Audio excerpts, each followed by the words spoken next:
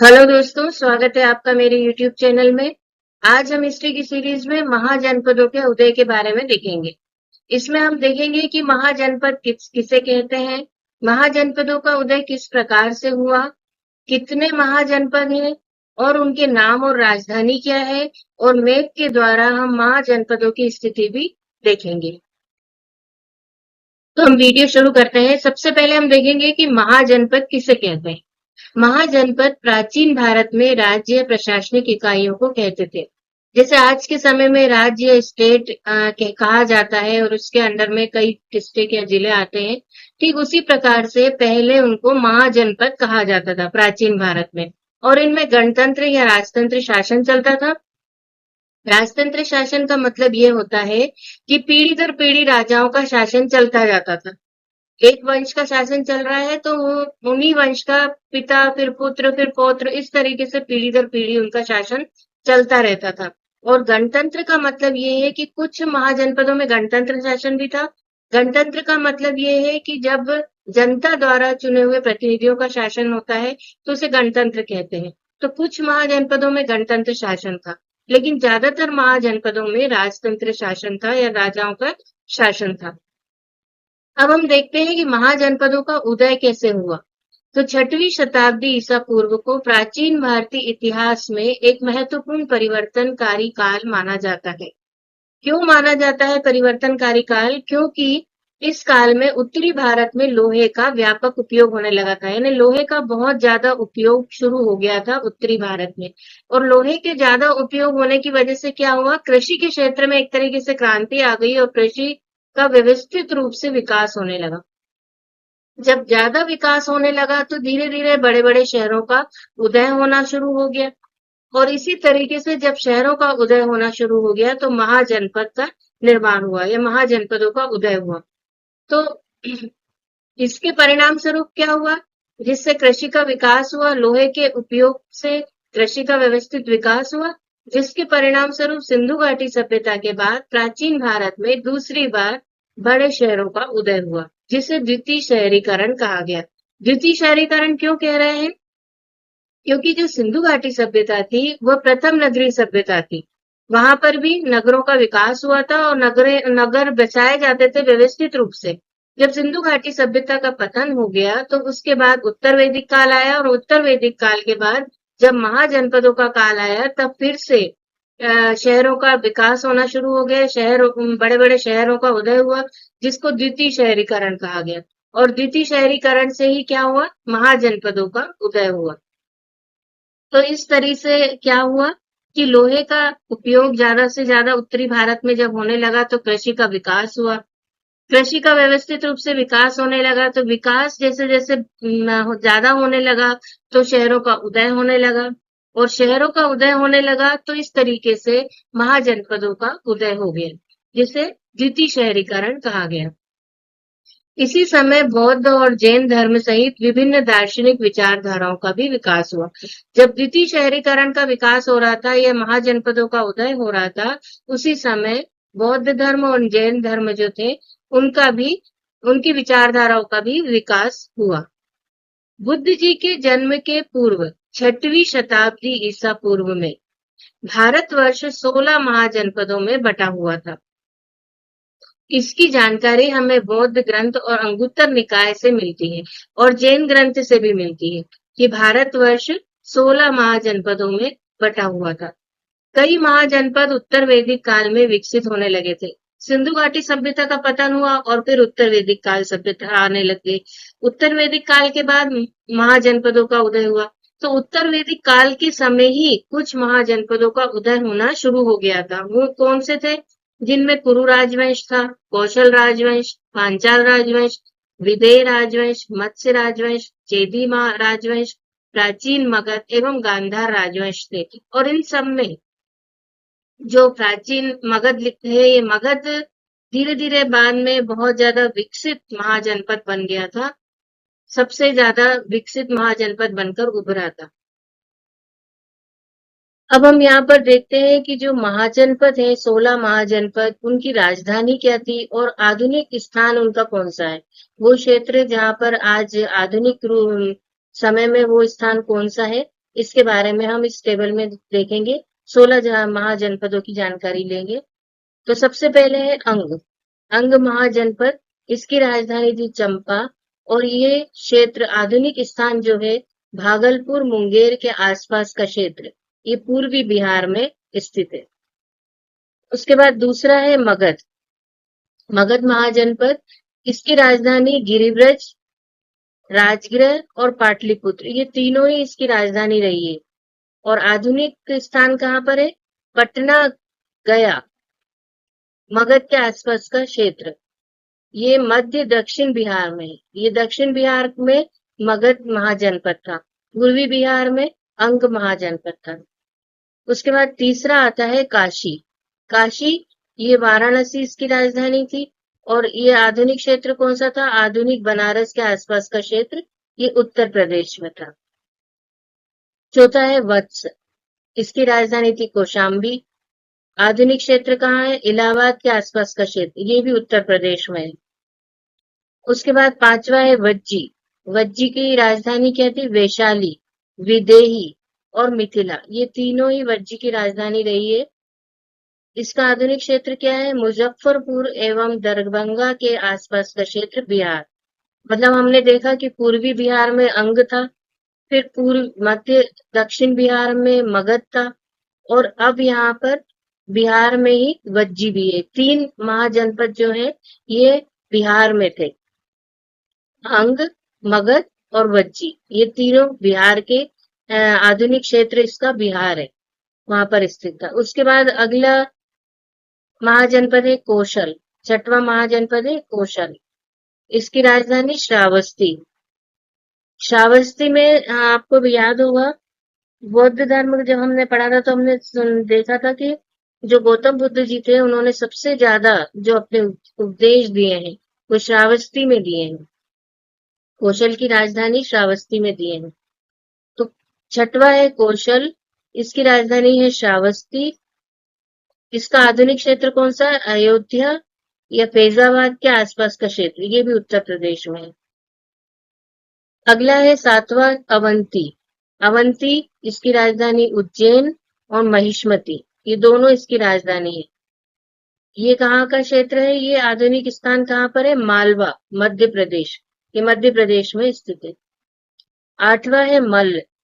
मल्ल की राजधानी कुशावती, और ये कहाँ पर स्थित है? देवरिया, उत्तर प्रदेश, ये भी उत्तर प्रदेश में स्थित है। अब अगला महाजनपद है पंचाल। इसकी राजधानी है अहिच्छिद्र और काम्पिल्य, ये दोनों इसकी राजधानी थी। इसका आधुनिक क्षेत्र है बरेली, बदायूं, फर्रुखाबाद, उत्तरी उत्तर प्रदेश का हिस्सा जो है उसमें था। अगला महाजनपद है चेदी।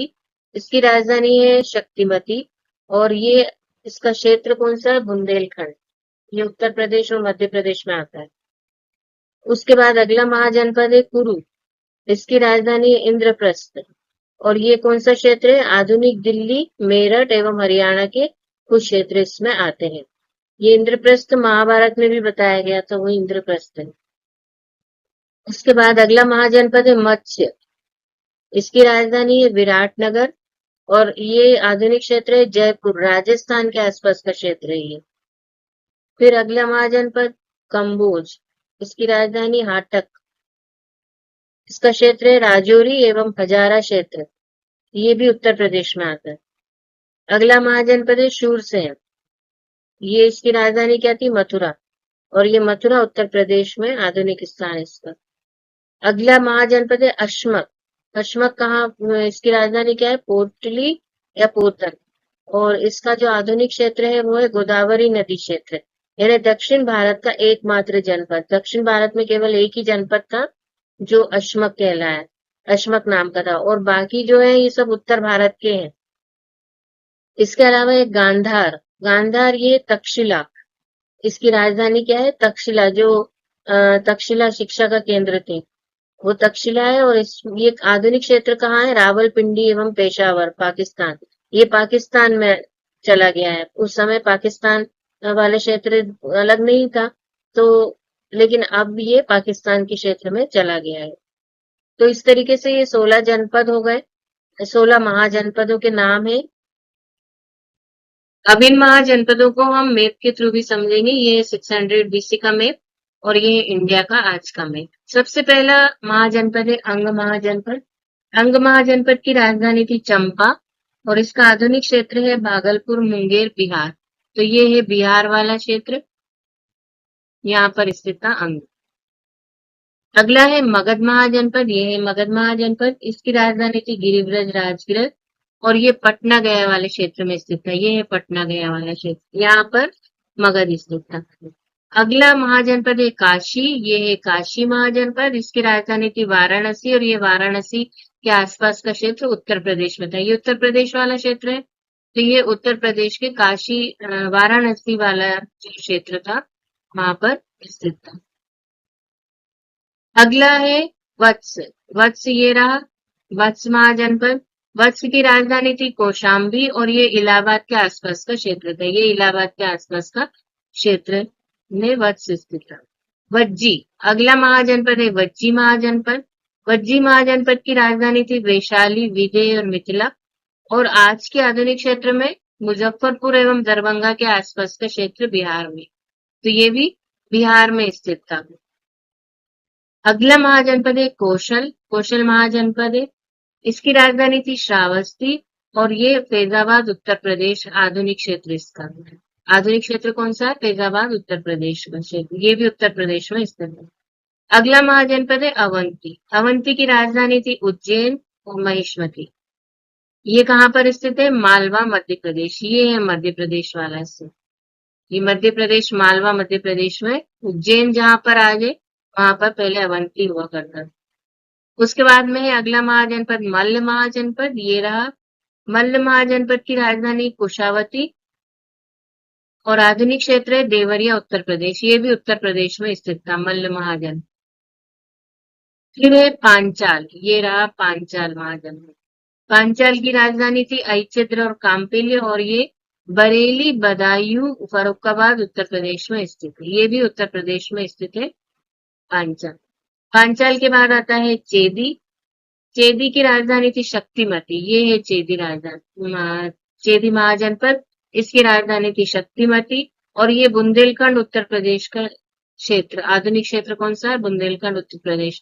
ये बुंदेलखंड उत्तर प्रदेश वाला क्षेत्र है, यहाँ पर स्थित है चेदी। अगला महाजनपद है कुरु महाजनपद। कुरु महाजनपद की राजधानी थी इंद्रप्रस्थ और आज की स्थिति में देखें तो आधुनिक दिल्ली, मेरठ और हरियाणा का कुछ क्षेत्र आता है। ये दिल्ली, आधुनिक दिल्ली वाला जो क्षेत्र है यहाँ पर कुरु महाजनपद स्थित था। अगला महाजनपद है मत्स्य महाजनपद। ये रहा मत्स्य महाजनपद। इसकी राजधानी है विराटनगर और ये जयपुर राजस्थान के आसपास का क्षेत्र है। ये राजस्थान वाला क्षेत्र है और इसमें ये जयपुर के आसपास का जो क्षेत्र था ये मत्स्य महाजनपद था। फिर है कंबोज। कंबोज ये रहा। कंबोज की राजधानी हाटक और राजौरी एवं हजारा क्षेत्र उत्तर प्रदेश। कंबोज आज की स्थिति में यहाँ पर है और यहाँ पर ये भारत से बाहर हो गया है और अफगानिस्तान और पाकिस्तान के क्षेत्र में आता है। उसके बाद में है अगला शूरसेन। ये रहा शूरसेन महाजनपद। इसकी राजधानी मथुरा और ये मथुरा उत्तर प्रदेश में आता है। ये भी उत्तर प्रदेश के ये जो पश्चिम वाला भाग है यहाँ पर आता है शूरसेन। अगला महाजनपद है अश्मक महाजनपद। अश्मक महाजनपद ये रहा। इसकी राजधानी है पोटली कोतल और ये गोदावरी नदी क्षेत्र दक्षिण भारत का एकमात्र महाजनपद है। ये महाजनपद यहाँ पर मिलता है। ये दक्षिण भारत का सिर्फ एकमात्र महाजनपद है अश्मक। बाकी जितने भी महाजनपद है सब उत्तर भारत के थे। केवल एक ही महाजनपद था जो दक्षिण भारत में स्थित था। इसके बाद आता है गांधार। ये है गांधार महाजनपद और इसकी राजधानी थी तक्षशिला और ये रावलपिंडी एवं पेशावर पाकिस्तान में आता है। तो पाकिस्तान में चला गया ये गांधार और पाकिस्तान में चला गया और कंबोज ये भी अफगानिस्तान और पाकिस्तान में चला गया। तो आज की स्थिति में कंबोज और गांधार दोनों भारत से बाहर हो गए।